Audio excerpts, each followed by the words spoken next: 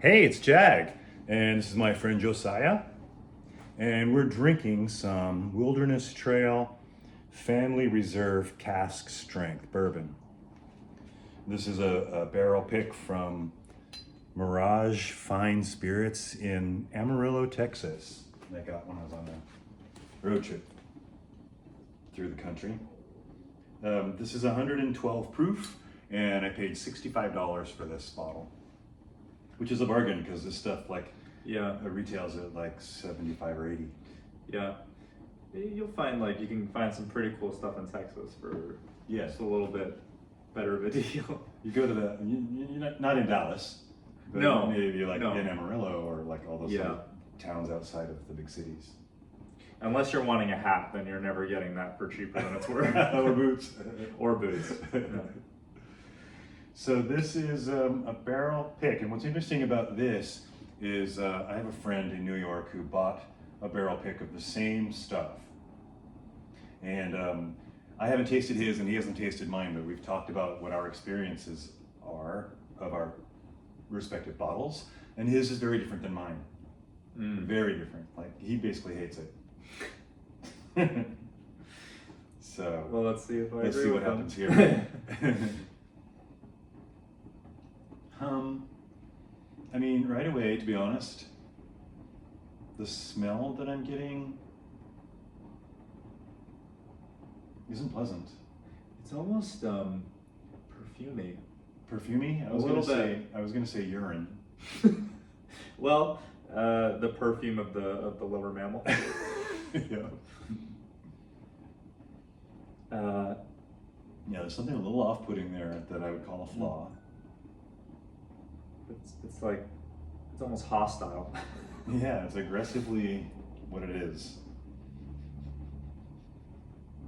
It's weird because earlier when I was first drinking the bottle and smelling it, I was getting more sweetness, more caramely and honey. I remember getting honey from it originally, but as it's been exposed to the oxygen, you can see it's almost towards the end here, it's not so sweet anymore. In the nose, at least. Yeah, I think before you get to that harsher smell, you can catch a little bit of that sweet, but then it's like, oh, and then you lean back almost. Yeah. It's like, come on closer. Because that second part comes real hard. Yeah, for sure. I get obviously looking at it, it looks like a decent amount like honey. It's got that kind of darker, if I hold it like this, it's got a bit of a darker edge on the underside, kind of like how honey will reflect. It is kind of a honey color, yeah. Yeah.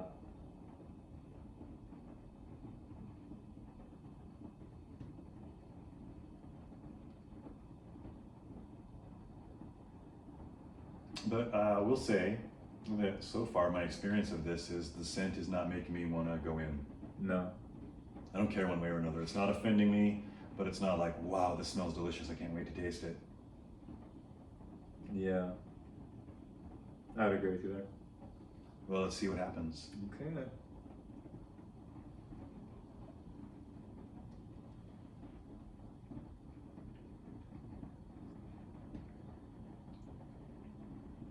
Wow.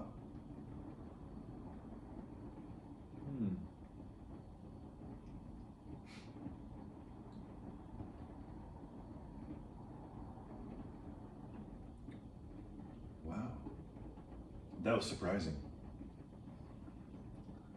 I found it layered, very layered. Yeah. It was almost like that chewing gum from Willy Wonka that has different courses to it, it changes. Yeah, no, I kept it around a lot. I was like, I didn't want to swallow it too quick because I was like, wait, do I gotta handle it? It was like getting away from me a little bit. I got a moment of sweetness, and then it turned into a spice. And then as I swallowed it, it became a different spice. Like allspice. Yeah, it's funny when people who are used to certain spices from certain cultures, that other spices will hit you a bit differently. Yeah. So, you know, someone who can handle some more like Mexican spices are not going to handle Thai food spices the same, you know, that kind of stuff. So yeah, I agree. I'll probably have to try it again before I really get a grasp on it, but I agree with you. There's like a two different spices present in that. Yeah. Just to know. I would say that just based on that first sip, that I was pleasantly surprised and that I do like it. Yeah. But that doesn't mean you have to like it. If you don't like it, I don't want to suggest it. No. It's intriguing. Again, I tried to like swish it around a little bit more because it was almost like a treasure hunt. Yeah. Yeah. It was. Let me try it again. It gets real spicy at the end, almost like it's I'm gonna say cinnamon towards the end.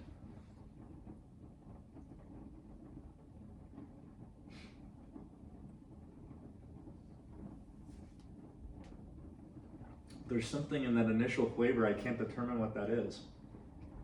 Is it a spice or a sweet or a dark? It seems like it's a darker, heavier thing. So like this time I splashed it around a little bit less. I think when I was splashing around I would get like I get that stronger explosion of taste in the corners, but then but that initial it's very like smooth. Maybe a tiny bit nutty, I don't know.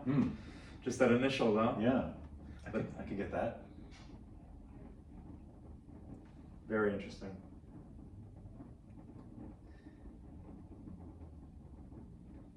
So let's talk about this is a 112 proof, which basically the range that you're going to see between bourbons is like from 80 to 120, and anything over 120 is kind of super extreme.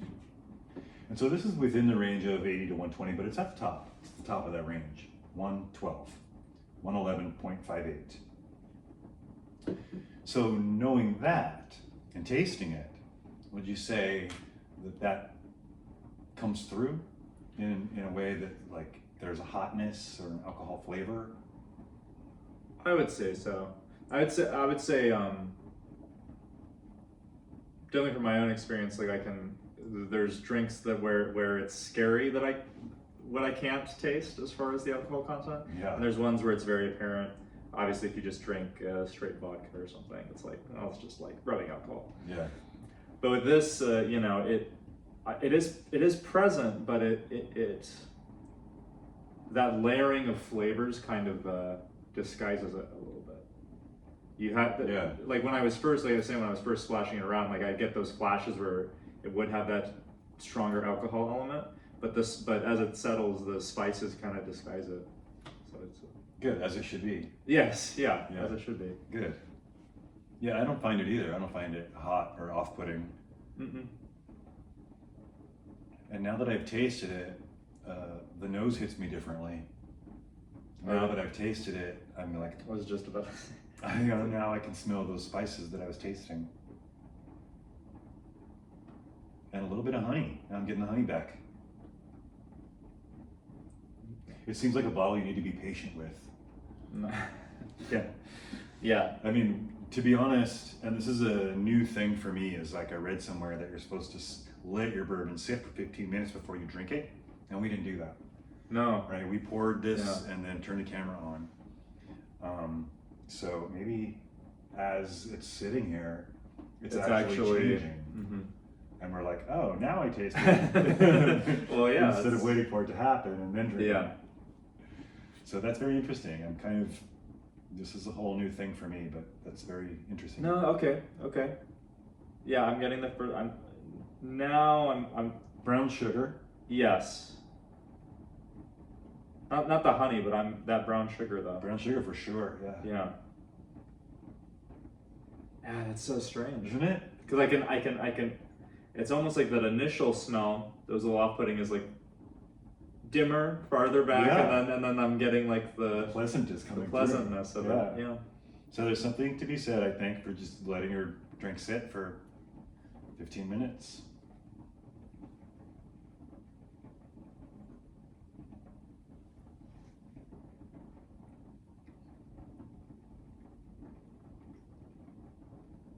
Yeah, and the mouthfeel is like tingly, almost effervescent, or Yeah. a carbonated kind of feel. Like it tickles my tongue.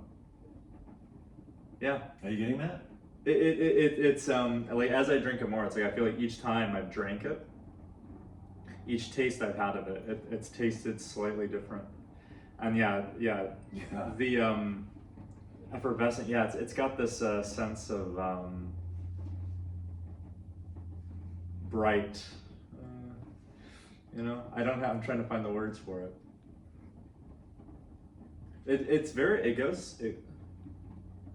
And the weird thing is, I don't know about you. I don't think that it's lingering super strongly.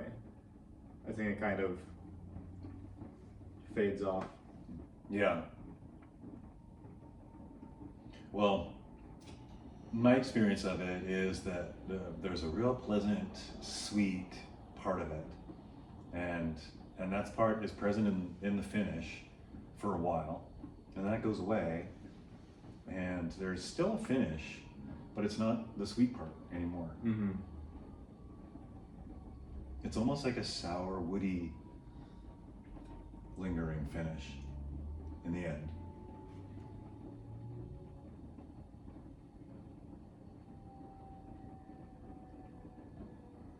Yeah. No, yeah, I get the sour though. It's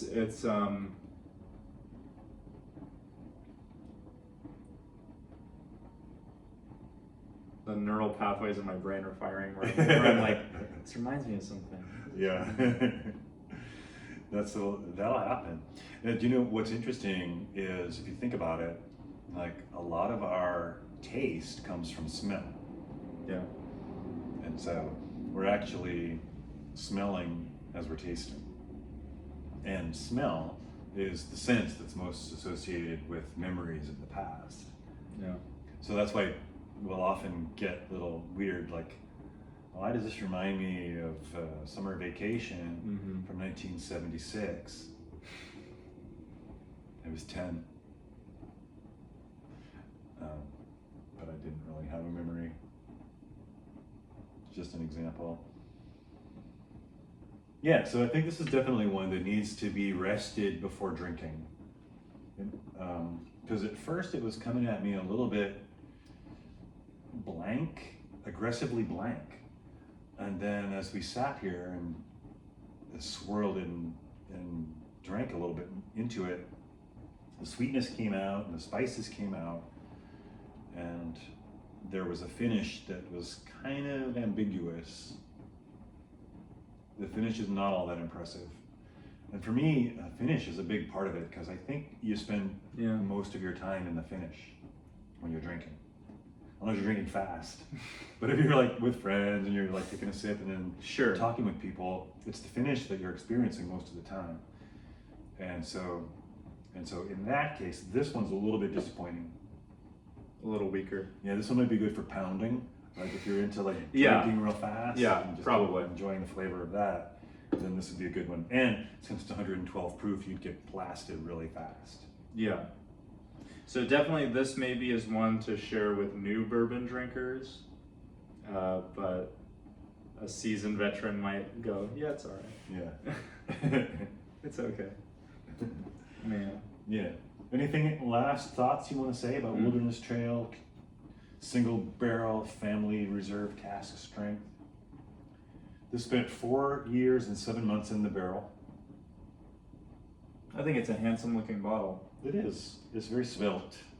It's got an hourglass figure, tiny little head. With a nice hat. Yeah. I do like kind of if we're looking at like kind of art design, we have a more signature-esque font there, and then over here we have a very kind of mean looking logo, and then Pleasant Corn underneath. So it kind of this one is giving like John Hancock vibes, like like it's a sailboat. That's, I don't know, that's just what it makes and me this is satisfying. I love this.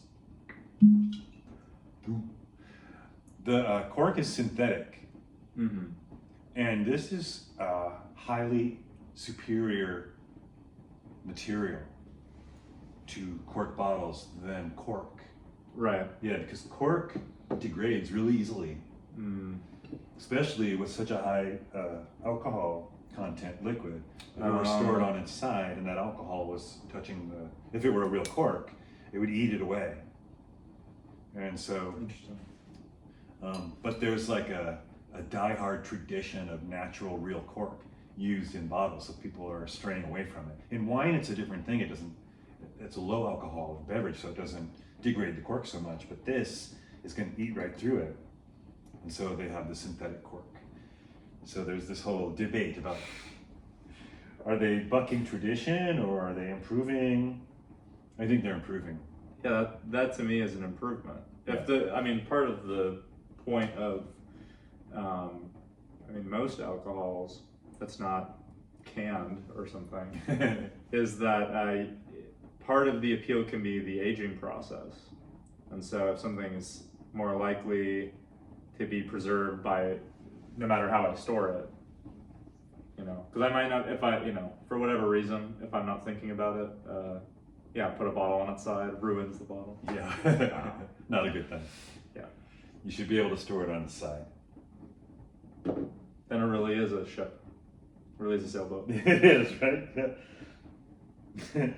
You'll have to see if you can find some. Are there any? It's probably not bourbon, but are there any bourbon bottles with like a ship in the bottle where the alcohol's around the ship and as you drink it, that'd be cool. I don't know. It feels like a rum. That's a rum for sure. Yeah. So maybe not appropriate for this program. Yeah.